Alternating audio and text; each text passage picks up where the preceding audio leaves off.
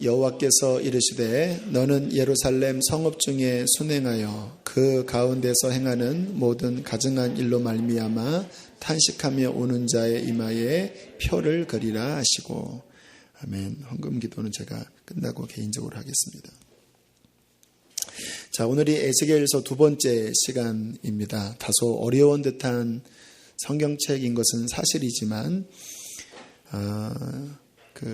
이 에스겔서 상황이 유다의 마지막 심판받는 그 상황에서 주어진 말씀입니다.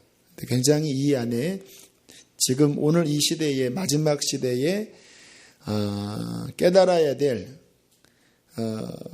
말씀의 진리들이 많아요. 오늘도 그러한 주님의 그 보화 같은 말씀을 우리가 함께 살펴볼 텐데,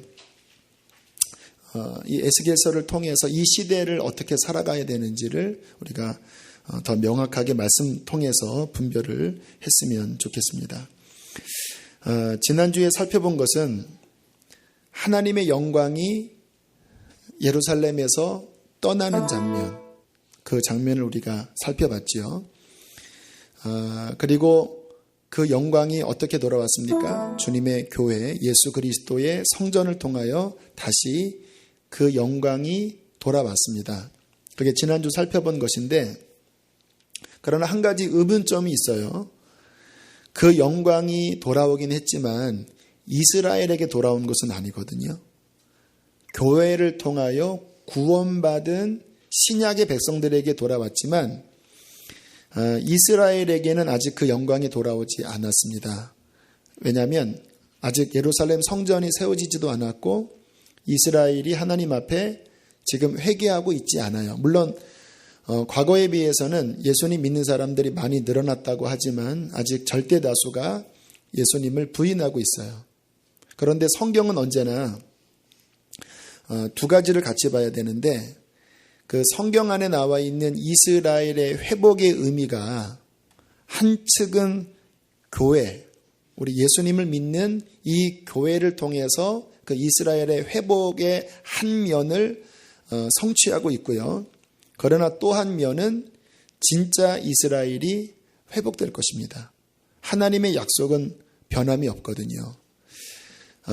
이스라엘의 회복에 대한 부분이 이제 다음 주에 우리가 살펴볼 에스겔서의 세 번째 파트인데, 이 부분에 대해서는 여기 전문가를 다음 주에 모시기로 했습니다. 그 이향숙 목사님이라는 분이신데 현재 한국 이스라엘 그 네트워크를 하면서 이스라엘의 회복을 위하여 아주 귀하게 쓰임 받고 계신 목사님이세요. 제가 그분을 통해서 지난번에 데이비드 차도 이렇게 오게 됐거든요. 그래서 다음 주에는 이스라엘의 회복에 대한 아주 중요한 인사이트를 그 목사님을 통해서 함께 들어보려고 합니다. 그 부분이 왜 중요하냐면 성경의 마지막 퍼즐이 이스라엘의 회복이 있습니다. 그게 지금 시대예요. 이제 앞으로 일정 기간의 급속도로 이스라엘의 회복이 일어날 거예요. 지금 일어나고 있는 그런 중동 전쟁도 다 그 퍼즐의 한 부분입니다.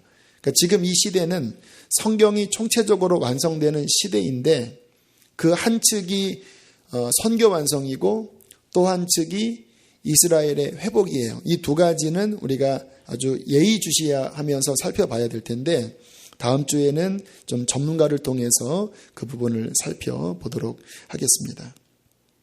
자, 오늘은 이 마지막 시대의 에스겔서를 통해서 우리에게 주시는 메시지를 살펴보기를 원합니다.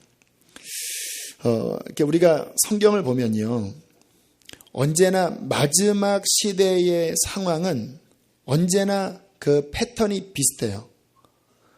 노아 홍수 시대 때나 소돔과 고모라 망하기 전이나, 그리고 이스라엘이 오늘 이제 에스겔서죠, 망하는 그때나, 또 진짜 전 세계가 이제 끝날 이 마지막 때나, 하나님의 어떠한 계획이나 또 인간들의 반응의 패턴들이 거의 비슷합니다.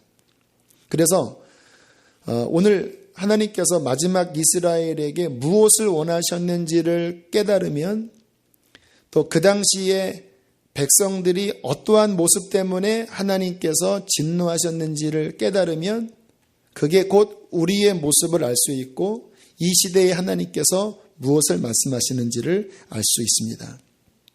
자, 마지막 시기에 나타나는 사람들의 특징이 있습니다. 우리 성경을 한번 찾아보겠습니다. 에스겔서 2장을 보겠습니다. 4절입니다. 2장 4절입니다. 에스겔서 2장 4절 말씀 우리 함께 읽겠습니다. 시작. 이 자손은 얼굴이 뻔뻔하고 마음이 굳은 자니라. 내가 너를 그들에게 보내노니 너는 그들에게 이르기를 주 여호와의 말씀이 이러하시다 하라. 자, 그들이 얼굴이 어떻다고요? 뻔뻔합니다.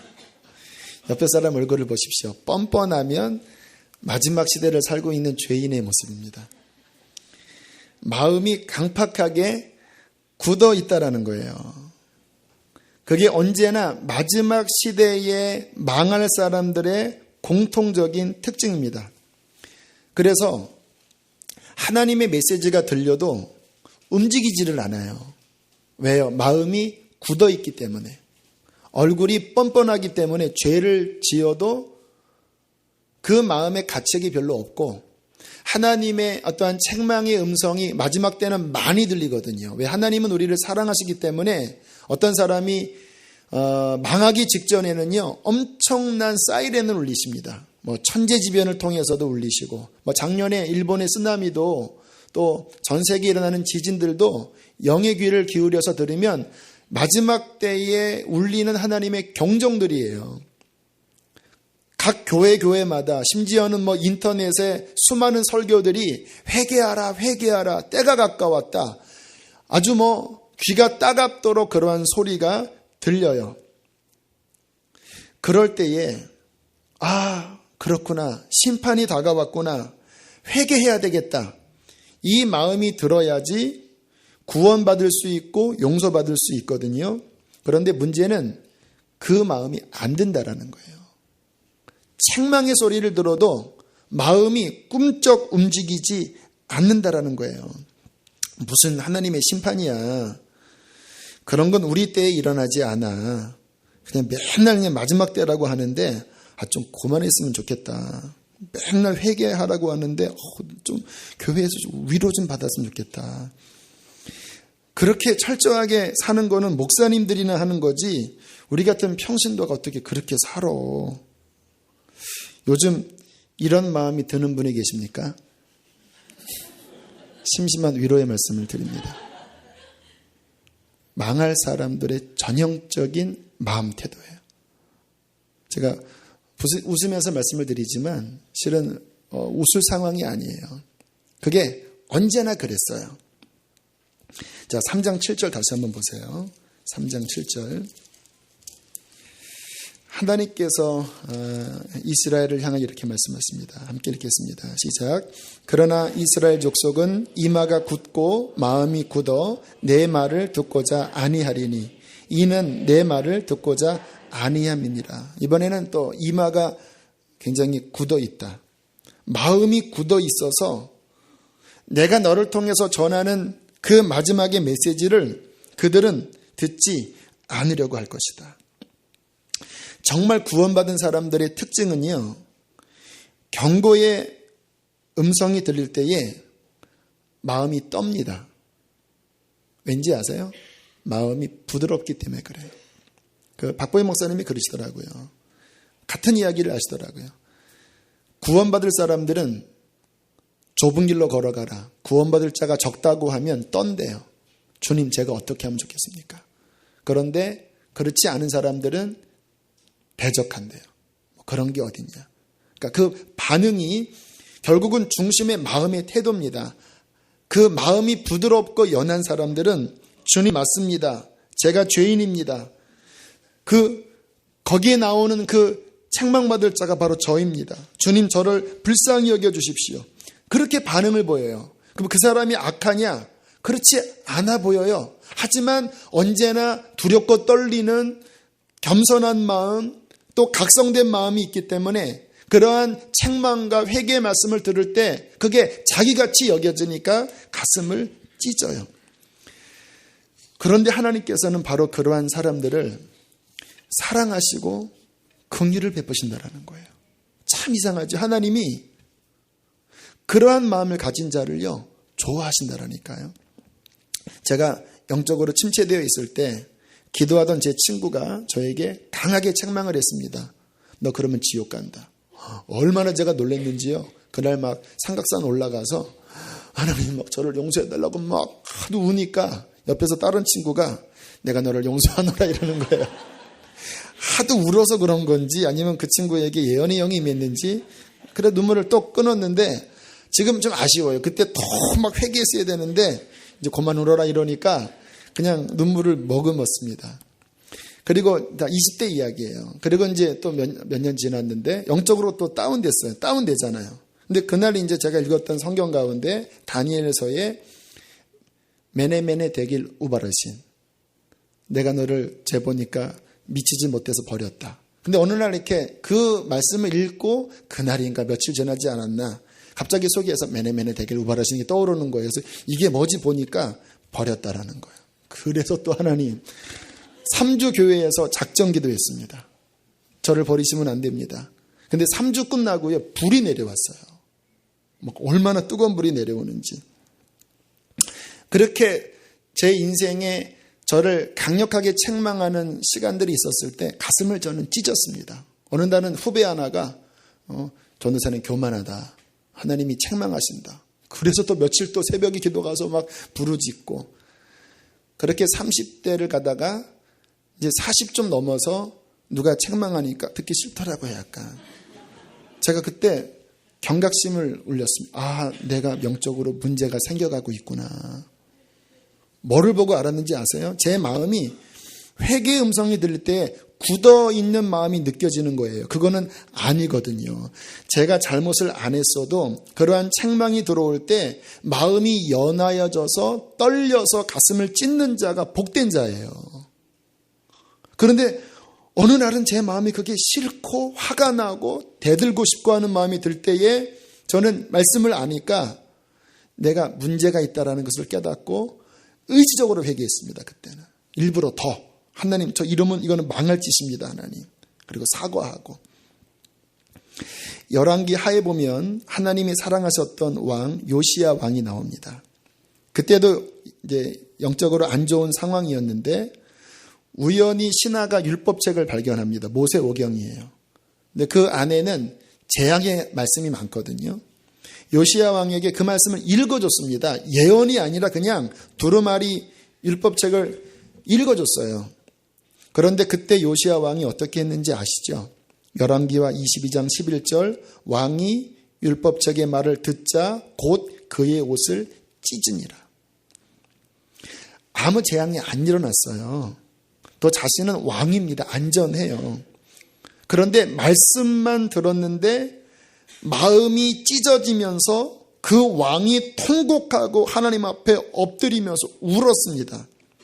그리고는 어떻게 하면 이 진노가 내리지 않게 할까? 어떻게 하면 빨리 저 구역에 가면 여선지자 훌다가 있는데 그 여선지자에게 지금 이 율법책의 말씀이 정말 이렇게 이루어질 것인지를 한번 확인해 봐라. 그렇게 보냅니다. 그런데 주님께서 뭐라고 말씀하셨는지 아세요? 찾아보시길 바랍니다. 여기 껴놓고 열왕기 하 22장을 한번 가보세요. 자, 열왕기 하는 구약성경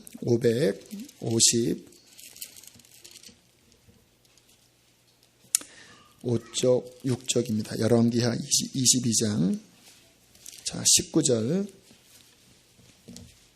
20절 말씀. 요시야 왕에게 하나님이 하셨던 말씀. 자, 19절을 함께 읽겠습니다. 시작. 내가 이곳과 그 주민에게 대하여 빈 터가 되고 저주가 되리라 한 말을 내가 듣고 마음이 부드러워져서 여호와 앞 곧 내 앞에서 겸비하여서 옷을 찢고 통곡하였으므로 나도 내 말을 들었노라.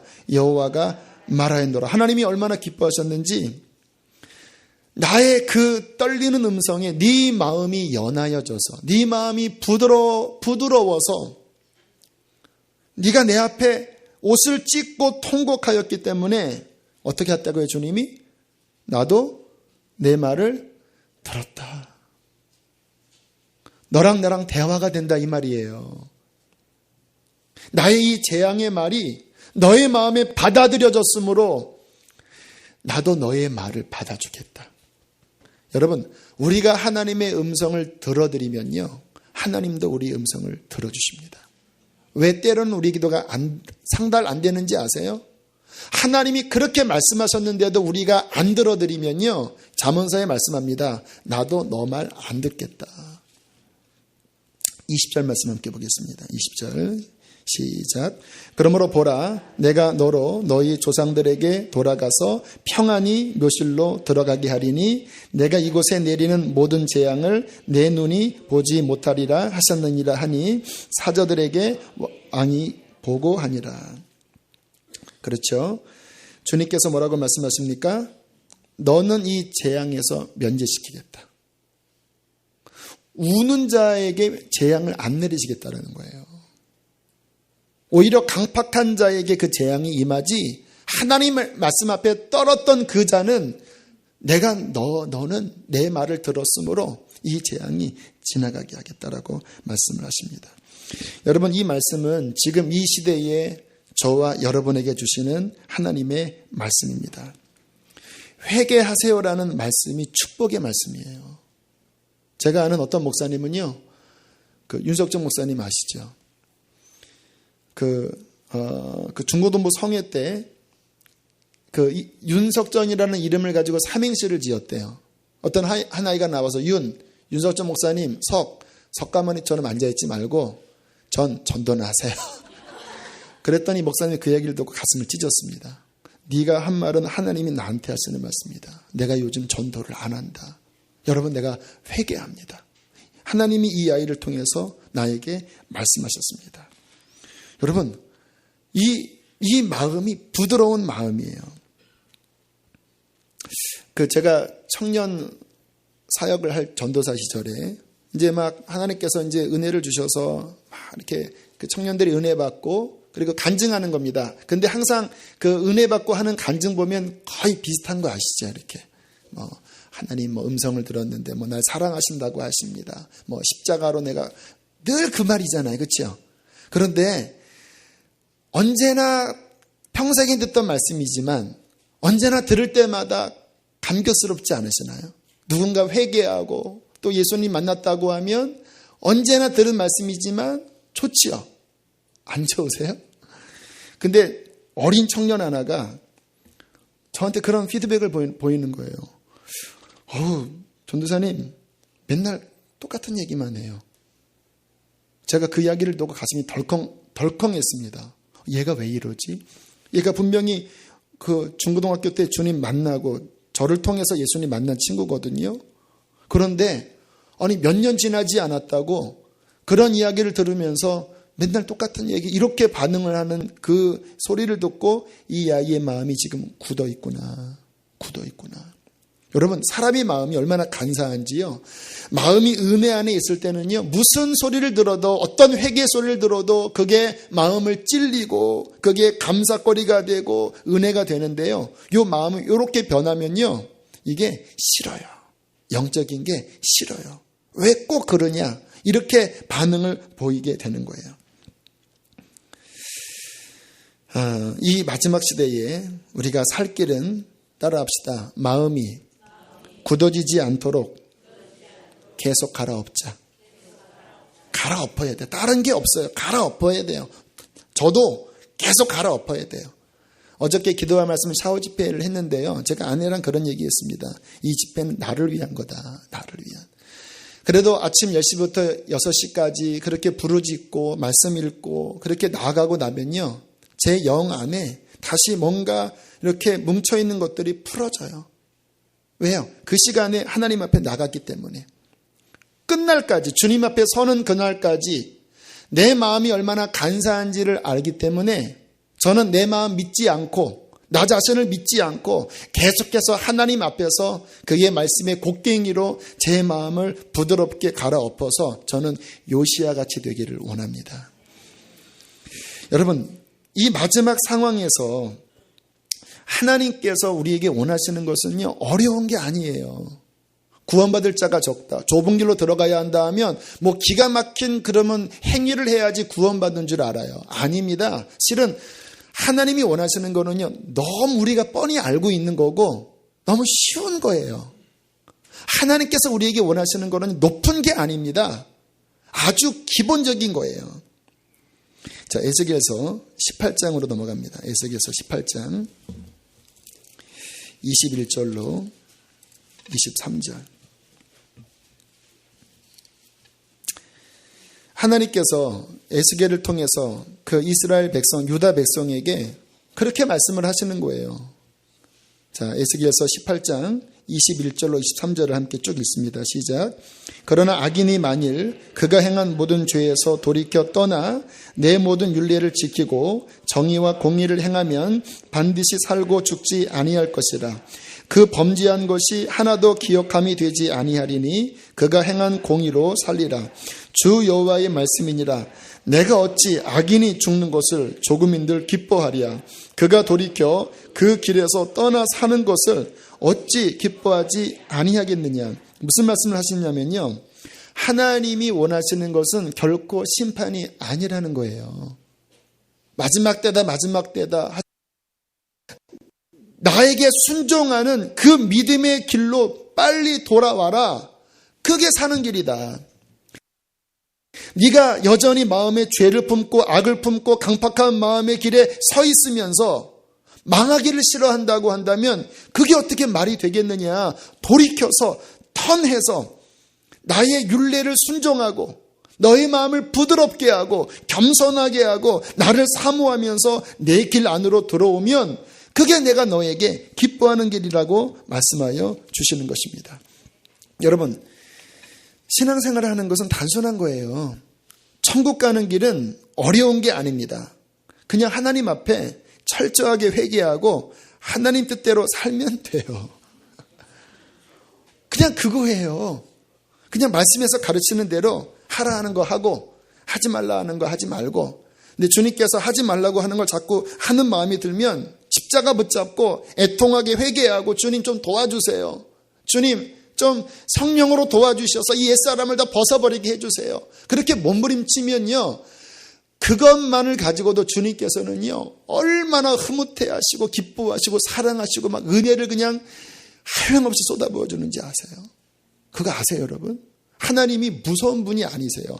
우리가 강팍하게 하고 죄를 놓지 않으면서 회개하라는 음성을 들려도 나는 싫어 라고 할 경우에는 그의 공의와 진노는 엄히하시지만, 그러나 하나님 말씀 앞에 떨고 회개하게 하려고 하고 순종하려고 하면요, 그에게 내리는 하나님의 은혜는요 상상할 수 없는 긍휼과 위로가 그에게 쏟아집니다. 지난 월요일에 제가 젊었을 때부터 저를 영적으로 잘 이끌어 주셨던 한 권사님을 만나서 감사한 마음으로 식사 대접을 했어요. 제가 지지난주 감사주일에 그 순종의 일환입니다. 이분은 20대 때 예수님을 만났다고 그래요.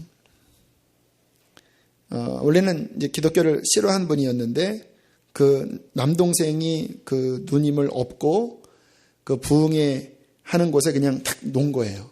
거기 앉아 있다가 사람들이 막 방언으로 기도하니까 막 속으로 막 비웃었대요. 그런데 그 목사님이 안수할 때 불이 떨어진 거예요. 그리고 막 회개할 때 그 방언을 비판한 것을 회개했다고 그러더라고요. 막 그렇게 회개를 하고 이분에게 이제 불이 임한 그 20대부터 이분이 하나님께 그냥 이분이 성품이 외골수입니다. 그냥 이거면 이거예요. 그러니까 그런 성격이 예수 믿기 좋거든요. 그래서 그 20대부터 70대 지금 중반이 되셨는데 독신으로 주야로 기도하시면서 하나님께 맡겨진 것은 생명 다해 순종하니까 능력을 주셔서 이분을 통해서 많은 신유의 기적도 일어나고 또 교회가 많이 일어나는 평신도지만 사역자 이상 가는 영역과 또 하나님에 대한 사랑과 순종을 가지고 정말 50년 넘게 그렇게 살아오신 분이에요. 제가 20대 때 저에게 성령 세례가 임했을 때 그분이 저를 영적으로 많이 다듬어 주셨습니다. 빗나가지 않게 어떻게 겸손하게 살아가야 하는지, 어떻게 영적으로 미혹되지 않는지 저에게는 어머니 같은 분이세요. 지금도 토요일마다 산에 올라가서 저를 위해서 기도하신대요. 목회를 위해서. 그분을 보면 한마디로 충성스럽다. 충성스럽다. 하늘에서 큰 상을 받으실 분인데 이제 지난 월요일 날 뵀습니다. 그런데 이제 어떤 한 에피소드가 있는데요. 지난 토요일 날 교우 중에 한 분이 우리 가정에 좀 쌀을 주시겠다고 하더라고요. 근데 우리는 이제 모자라지 않으니까 굳이 받을 필요가 없어서 아내가 어떻게 하면 좋겠냐고 그래서 잠깐 좀 기다려라. 기도해보고 답을 줘라. 기도를 하는데 그분이 생각나더라고요. 그래 그러면 그 쌀을 우리 그 권사님 갖다 드리자. 그래서 월요일 날 쌀 20kg를 그 아파트에 딱 놓는 순간 갑자기 너무 감격스러워 하시면서 그렇잖아도 쌀이 떨어졌는데 그래서 어떻게 하나 했는데 하나님이 쌀 주셨네 하면서 너무 이렇게 행복해 하시는 거예요. 그리고 하시는 말씀이 쌀이 떨어졌대요. 며칠 전에. 그랬는데 그 옆동에 사는 그 교회 집사님이 쌀을 한 대박을 들고 와서 아니 권사님 생각이 났다고 하면서 쌀을 주셔서 며칠을 먹고 또 떨어진 거예요.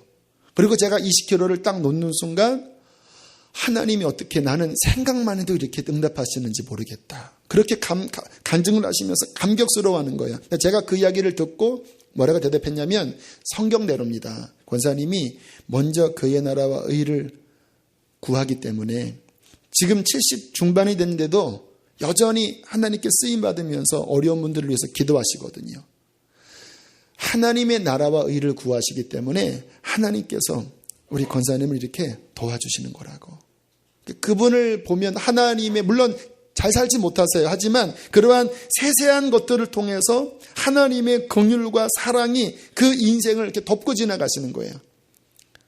우리가 하나님을 사랑하려고 하고 그의 뜻대로 순종하려고 할 때 로또가 당첨되고 그런 건 아닐 수도 있어요. 그러나 그렇게 하나님 말씀에 순종하려고 하는 그 인생에는 하나님의 긍휼과 인자하심이 그 인생 전체에 흐르게 됩니다. 주 앞에 서는 그날 그는 말할 수 없는 하나님의 축복을 받으실 거예요.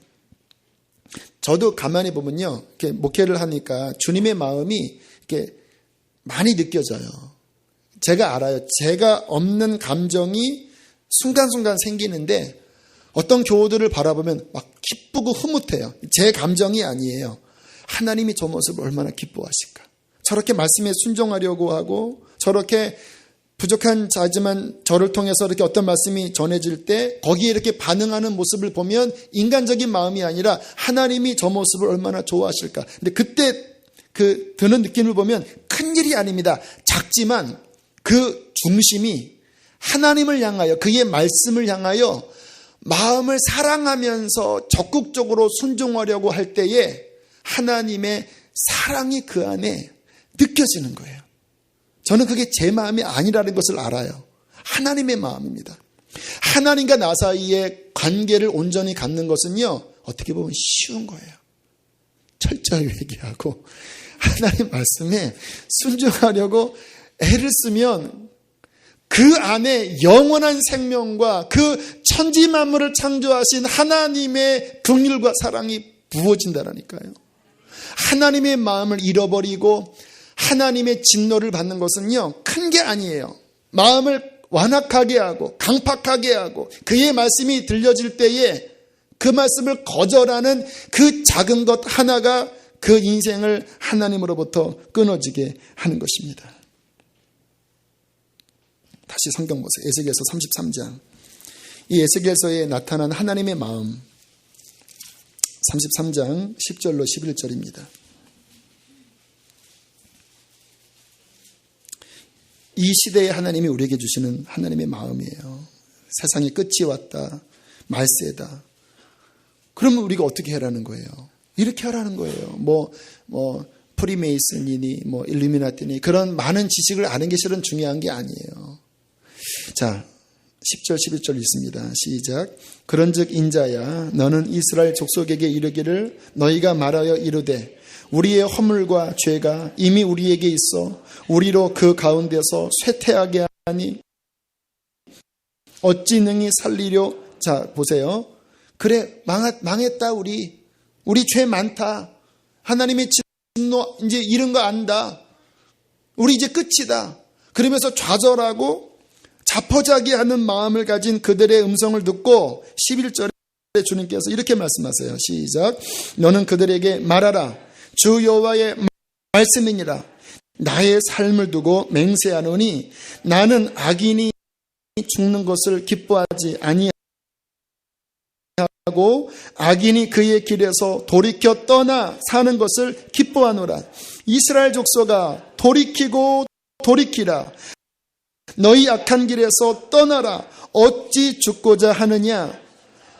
하나님의 마음이 답답한 마음 느껴지십니까? 나는 너희 망하는 거 원하는 하나님이 아니야. 나는 너희를 사랑해. 네가 그 악한 길에서 돌이켜 떠나서 사는 것을 내가 기뻐하는 거요. 너 돌이켜라.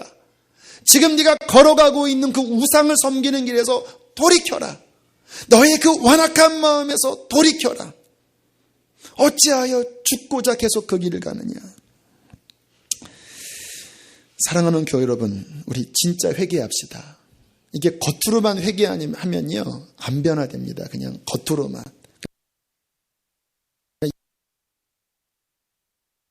예배 시간에 그냥 잠깐 이렇게 찔끔하고 주님 잘못했습니다. 이 속을요 여기를 갈아엎어야 돼요. 이거는 오래 걸려요. 아까 그 윤 목사님 그분 간증 들어보니까 이분이 그 40대 초반쯤에 이제 몸에 중병이 걸려서 그 사모님이 산속에 집어 던지고 당신 응답받을 때까지 살든지 죽든지 내려오지 말아라. 그렇게 해서 이제 산에 놨대요. 그러니까 본인은 뭐 힘이 없어서 못 내려가는데 철저하게 회개를 하셨대요. 이분이 하시는 말씀이 회개를 하는데요. 양파 껍질 벗기는 것 같더래요. 이거 껍질 벗기면 또 이거 껍질 벗기면 또 뭐가 죄인지 아세요? 내가 육신으로 한 모든 것이 다 죄들이에요. 아십니까? 뭐 이렇게 어저께 우리 물린디 영상 보면 행동보다 주님이 너희 태도를 본다고 그랬잖아요. 우리의 이 육신 자아로부터 나오는 모든 것은 하나님 앞에 설 수 없는 다 죄들이에요. 어디까지 회개하냐면 다 벗겨서 나중에는 아무것도 없어질 때까지. 그러니까 나 자신이 완전히 깨어지고 부인되어지는 것이 그게 회개의 완성이에요. 어떻게 보면 그러니까 끊임없이 하는 거예요. 내 육신의 감정, 내가 누구를 바라볼 때 저 사람은 뭐 저러냐? 근데 거기에 육신의 마음이에요. 여러분 그렇죠? 그게 죄예요. 결국은 주님의 마음이 아닌 내 감정, 내 마음, 내 판단 모든 것이 하나님께 안 맞는 거예요. 예수님 믿는 것이 뭐냐면요. 자기를 결국은 부인하는 거예요. 아무든지 나를 따라오려거든 자기 부인하고 자기 십자가 지고 나를 쫓을 것이다. 예수 믿는 게 내 자아 그거 껍질 붙잡고 나로 말미암아 그렇게 하나님 섬기겠다고 아둥바둥대다가 그냥 죄 짓고 그 육신적으로 방탕하지 않으면 영적으로 교만해지고 그거 아니면 판단하고 굳은 마음에 이게 자체가 다 죄인데 십자가는 뭐냐면 그 나 자아 전체를 부인하는 거예요. 그러니까 그게 실은 어렵죠. 그런데 그게 신앙생활이라니까요.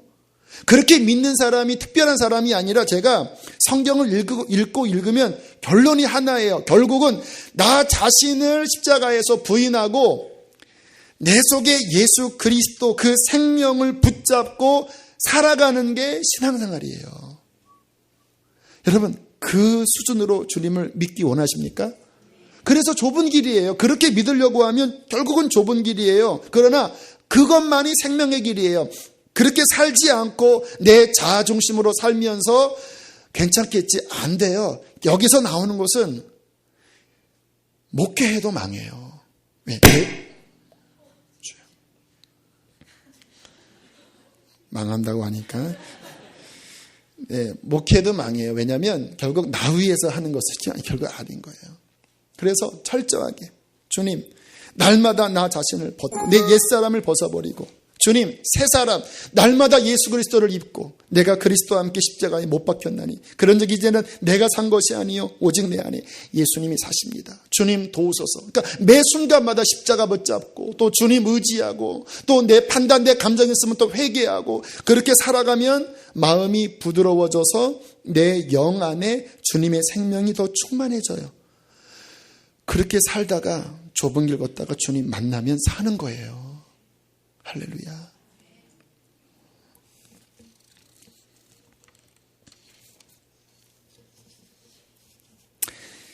(2년) 전 데이비드 우어 박사가 한국에 와서 막 한번 발칵 뒤집어졌죠. 회개하지 않으면 전쟁 난다. 그리고 뭐 IT 지진, 뭐 중국 지진 그런 거 막 나오면서 발칵 뒤집혔는데 그때 박보영 목사님이 가는 집회마다 안타까운 마음으로 회개를 외쳤대요. 왜냐하면 박 목사님의 그 확신이 전쟁 난다고 하거든요. 이 나라는 전쟁 난다. 그래서 근데 안타까운 마음에 막 가는 집회마다 회개를 외쳤는데 그러시더라고요. 사람들이 그 초기에는 막 우리나라 냄비 근성 있잖아요. 막 깜짝 놀라서 좀 이러다가 몇 개월 지난 다음에는 끔찍도 안 하더래요. 그러면서 하시는 말씀이 결론은 안 되겠구나. 안 움직인다라는 거예요. 사람들이 회개를 하라고 외치는데 안 움직인다라는 거예요. 그러나 기도하는데 아직 이 나라에 의인이 많이 있기 때문에 당장은 아니다. 또 그 당시에 많은 사람들이 하나님 앞에 생명을 건 기도를 실은 했습니다. 당장은 아니지만 언젠가는 그거밖에 결론이 없겠다. 이 나라가 정말 회개하려면 쓰나미가 오겠느냐, 지진이 나겠느냐, 이 나라는 그것밖에 없겠다라고 그렇게 이야기를 하시더라고요. 그러나 그것을 우리가 원하는 것은 아닙니다. 하나님께서 원하시는 것은 회개하자는 것입니다. 나라 전체가 회개할 수 없다고 해도 강 목사 네가 회개해라. 나라 전체가 회개할 수 없다고 할지라도 이 말씀을 들은 저와 여러분이 가슴을 찢고 철저하게 나를 부인하여 회개하는 거룩한 백성으로 일어날 때 우리로 말미암아 이 민족이 살 것입니다. 자, 그런데 이제 성경을 보면 결국 회개의 기회를 주셨는데도 회개하지 않자 이제 하나님의 그 심판의 시계추가 착각 드디어 움직여요. 시한폭탄 아시죠? 딱 누르면 띠 하면서 뭐 3분 그게 이제 돌아가잖아요. 여러분, 제가 성경을 보면서 느끼는 게 하나님의 심판은요, 오지 않을 때는 이게 느낌이 안 올 것 같아요. 그 느낌 아시나요? 이렇게 이게 천지가 태평한데 무슨 심판이야. 이게 뭐 성경에서 막 막 재앙 이런 들으면요 꿈 같은 얘기처럼 들려요. 그래서 마지막 때다 심판이다 하는 이야기를 들으면 많은 사람들이 옛날에도 다 그랬었다. 그러면서 그건 이루어지지 않는다. 그렇게 이상한 평안함과 확신을 가져요. 그런데 이게 막상 심판의 시작이 딱 되면요, 갑자기 일순간에 다 바뀌어버려요. 작년에 쓰나미 올 때 그 상황 아세요? 일본 얼마나 안정적인 나라입니까? 일본은요, 어떤 분이 그러더라고요. 지구 전쟁이 나면, 지구와 외계와의 전쟁이 나면 대표 군인은 일본 사람들이래요. 얼마나 조직적이고 얼마나 철저하고 얼마나 협동심이 강한지 선진. 근데 일순간에 한번 꽝 하고 몰아치니까요, 그 상황 그림 나시죠? 평안했던 그 해안가에 밀려오는 그 상황이 하나님의 심판이 일어날 때 일어나는 바로 그 모습이에요. 평안했습니다. 한순간에 뒤바뀌어지는 거예요. 노아 홍수, 제가 그 영화 보면서 동일한 것을 느꼈는데 막 노아가 외쳐도 사람들은 비웃어요.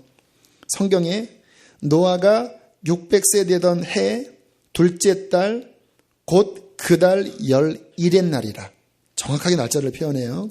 그날에 큰 기품의 샘들이 터지며 하늘의 창문들이 열려 40주 40야 비가 땅에 쏟아졌더라.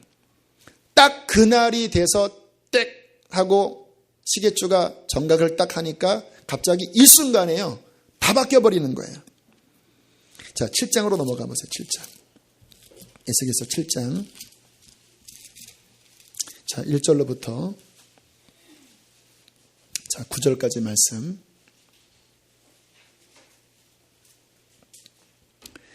자, 한번 쭉 읽어보겠습니다. 시작. 또 여호와의 말씀이 내게 임하여 이르시되 너 인자야 주 여호와께서 이스라엘 땅에 관하여 이같이 말씀하셨느니라. 끝났도다. 이 땅 사방의 일이 끝났도다. 이제는 내게 끝이 이르렀나니 내가 내 진노를 내게 나타내어 내 행위를 심판하려고 내 모든 가증한 일을 보응하리라.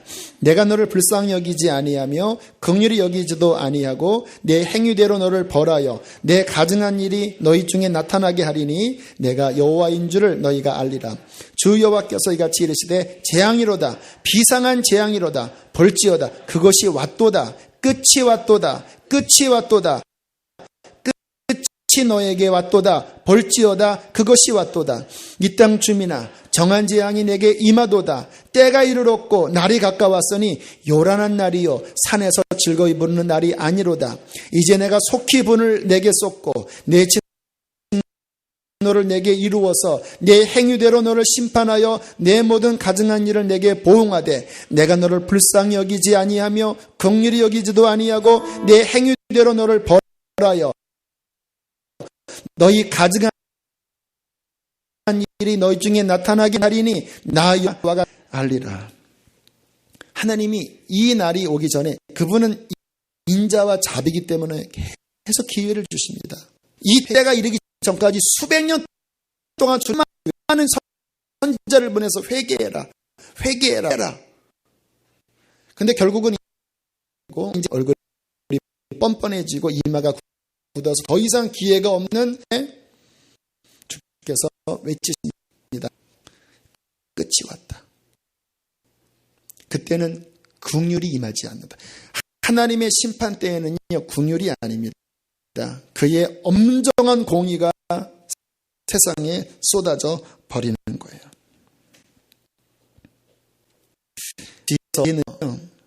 기회 있을 때 회개하는 겁니다. 지금이 기회입니다. 내일이 우리에게 없을 수도 있어요, 여러분. 지금 이런 음성이 들릴 때, 제가 이러한 설교도 자주 하는 편이지만 항상 이런 분위기는 아니에요. 지금 주님께서 계속 또 오늘도 한 방향으로 말씀을 모아주시면서 저와 여러분의 가슴을 흔들거릴 때에 주님 앞에 가슴을 또 쳐야 되는 거예요. 나중에 죽기 전에 회개해야지 그러지 마십시오. 회개도요, 하나님이 마음 주셔야지 진짜 회개가 돼요. 막 회개하고 싶어도 여기서 회개가 안 일어나는 걸 어떻게 해요? 마지막 죽기 전에 누구 맘대로 회개해요? 하나님이 그 좋았던 기회 주셨던 거 모두 다 외면하고 자기 할 거 다 하고 마지막에 회개해야지. 회개형 안 주시면요, 혼자 몸부림쳐도 회개 안 돼요. 자, 이제 하나님의 심판이 드디어 시작되었습니다. 9장으로 넘어갑니다. 자, 9장. 자, 우리 1절, 2절, 2절을 함께 읽습니다. 시작. 또 그가 큰 소리로 내 귀에 외쳐 이르시되 이 성읍을 관할하는 자들이 각기 죽이는 무기를 손에 들고 나오게 하라 하시더니 내가 보니 6사람이 북향한 윗문길로부터 오는데 각 사람의 손에 죽이는 무기를 잡았고 그 중에 한 사람은 가는 베옷을 입고 허리에 서기관의 먹그릇을 찼더라. 그들이 돌아와서 노제단 곁에 서더라. 사람이라고 표현했지만 천사입니다. 지금 환상 중에서 일어나는 거예요. 죽이는 무기를 들고 나오는데 근데 가만히 보니까 한 사람들은 손에 죽이는 무기를 잡았고 그 중에 한 사람은 가는 베옷을 입고 허리에 서기관의 먹그릇을 찼어요. 그러면서 심판이 지금 막 시작되려고 하는데 갑자기 하나님이 스탑 그럽니다. 우리 9장 3절 4절을 함께 읽겠습니다. 시작. 그룹에 머물러 있던 이스라엘 하나님의 영광이 성전 문지방에 이르더니 여호와께서 그 가는 베옷을 입고 서기관의 먹그릇을 찬 사람을 불러 여호와께서 이르시되 너는 예루살렘 성읍 중에 순행하여 그 가운데서 행하는 모든 가증한 일로 말미암아 탄식하며 우는 자의 이마에 표를 그리라 하고 갑자기 하나님께서 잠깐만 하시더니 이 가운데서 지금 이 땅에서 벌어지고 있는 그 더러운 죄를 보면서 가슴을 치는 자들이 있다. 회개하는 자들이 있다. 본인만 회개하는 게 아니라 이 시대를 보면서 가슴을 치고 있는 거예요. 왜 가슴을 칠까요? 이 사람의 마음 안에는 하나님의 마음이 있는 거예요. 하나님의 시각이 있는 거예요. 하나님께서 이 시대를 얼마나 아파하시는지, 그 죄악을 때문에 얼마나 찢어지시는지를 아는 마음이 있는 거예요. 그러니까 이 사람들은 그 세상 한가운데 살면서 날마다 가슴을 찢고 울어요. 근데 주님께서 그 사람만 딱 뽑으십니다. 그 사람 이마에 펴해라. 펴해라. 그리고 5절 6절 함께 읽겠습니다. 시작. 그들에 대하여 내 귀에 이르시되 너희는 그를 따라 성읍 중에 다니며 불쌍히 여기지 말고 공의를 베풀지 말고 쳐서 늙은 자나 젊은 자와 처녀와 어린아이와 여자를 다 죽이되 이마에 펴라. 내 성소에서 시작할지니라 하시매 그들이 성전 앞에 있는 늙은 자들로부터 시작하더라. 주님께서 이들을 그 가운데서 구별하십니다. 요한계시록에도 인이 나오지요. 같은 의미인지 아닌지는 제가 해석을 못하겠습니다. 그러나 의미적으로 보면 요한계시록이다. 오늘 여기 나오는 그 이마에 표를 받은 사람들을 하나님께서 그 시대에 특별히 구별하시고 지키신다라는 거예요. 저와 여러분을. 재앙이 올 때, 물론 재앙은 전체가 임할 겁니다. 그러나 정말 가슴을 찢고 있었던 자들, 요시야와 같은 자들, 그 하나님의 거룩한 마음을 품고 울고 있었던 자들을 하나님께서 지키실 것입니다. 여러분, 이 마음을 품는 것이 아주 중요해요. 우리가 정말 주님의 마음인지 아닌지를 늘 우리는 점검하셔야 합니다. 정말 나는 아까 서두에 드린 말씀처럼 죄를 향하여 애통하고 있는가? 또 주변에 있는 이 세상을 보면서도요, 잘못하면요, 야, 세상 악하다. 저 사람 저 죄인이다 하면서 마음속에 판단하고 정죄하는 것도 아니에요. 하나님이 원하시는 마음은요, 아파하는 거예요. 우는 거예요.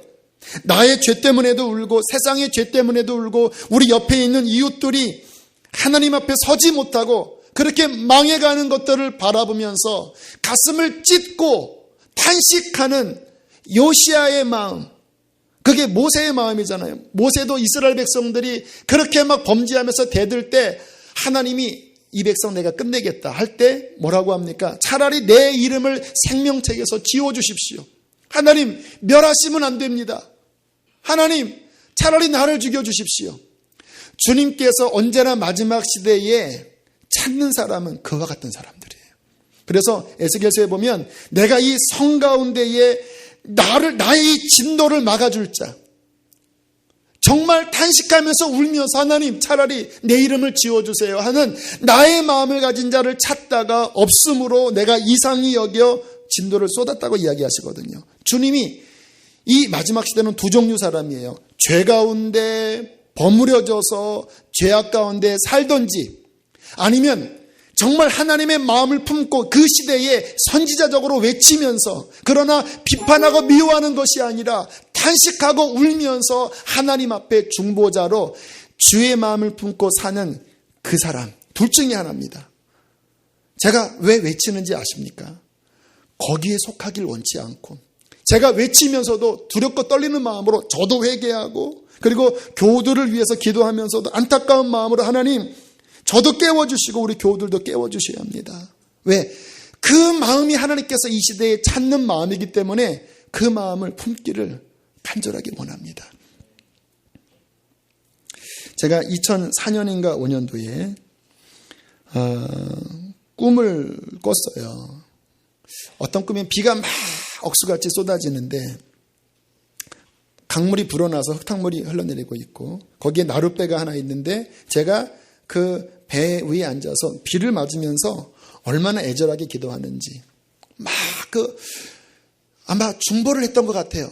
살려달라고, 주님 이 백성을 살려달라고. 명확하게 내용은 기도 안 나는데 이 가슴을 쏟으면서 막 기도를 하다가 깼습니다. 제가 그렇게 깼을 때 그 제 영혼 안에 있었던 간절함이 생생하게 느껴지더라고요. 지금도 그게 남아있어요. 그 여운이. 제가 그때 느꼈습니다. 이 마음으로 기도하면 정말 하나님이 응답하시겠다. 하나님의 부흥이 임하겠다. 이 애절함, 탄식하면서 울면서 하나님의 긍휼을 위하여 부르짖는 한 사람 한 사람이 모일 때에 주님께서는 진노 중에라도 긍휼을 잊지 아니하시고 하나님의 일을 그 사람을 통하여 그 교회를 통해서 이루실 것입니다. 바로 그러한 자가 저와 여러분 되기를 축복합니다. 함께 이 시간 우리 찬양하고 기도하시죠.